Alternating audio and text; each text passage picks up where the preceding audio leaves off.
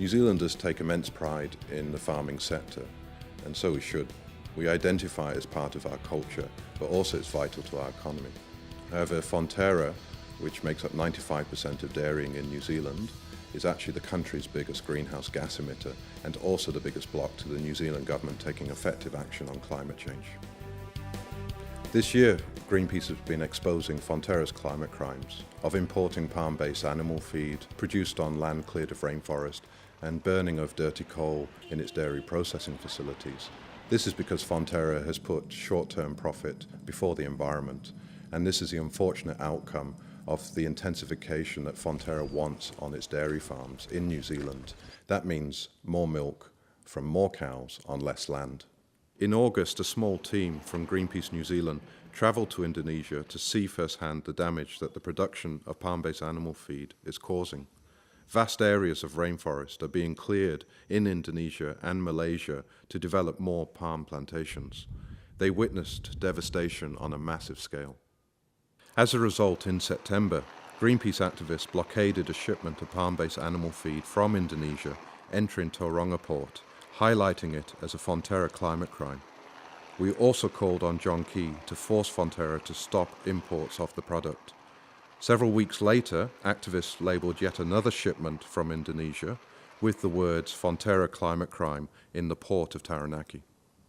Fonterra knows its palm-based animal feed comes at the expense of rainforests, the climate, orangutans, indigenous people, and yet continues to import it anyway. Last year, New Zealand imported more than 1 million tonnes of this feed, which was 1/4 of the world's production. The majority was destined for Fonterra's dairy herd.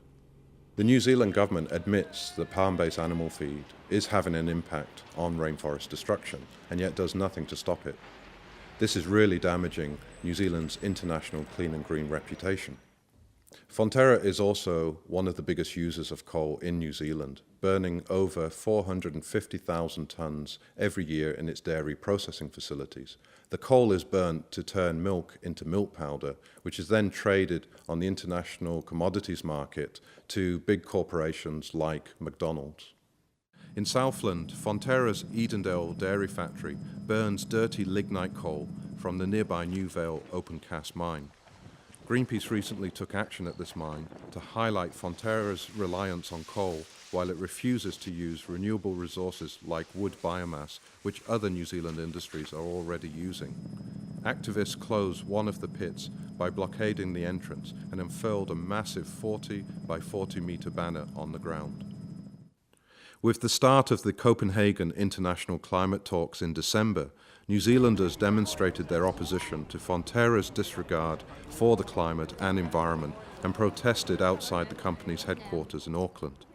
A human chain of more than 100 protesters piled sacks symbolising palm-based animal feed and coal outside the corporate office, laying Fonterra's climate crimes at its door. There are farming solutions that are good for the climate, the environment and the economy. Greenpeace isn't anti-farming, far from it. We're advocating a win-win solution for farmers and for the climate. It's through low-input farming, or as we call smart farming. This is a type of farming that has been used for generations by New Zealand farmers. It's good for reducing emissions and very good for improving the profitability of farmers. Smart farming is about cutting down on the use of chemicals and supplementary animal feed. It's less cows on each hectare and looking after the soil so that pasture thrives and lasts. Trial farms run by Ag Research and Dairy NZ have shown that these solutions work. New Zealand's economy relies on its clean and green international reputation. That's at risk now thanks to Fonterra. Greenpeace is going to be continuing its campaign to change Fonterra into an international example of a company that can reduce its greenhouse gas emissions. This must happen for the sake of the climate, for the environment, and for our future generations.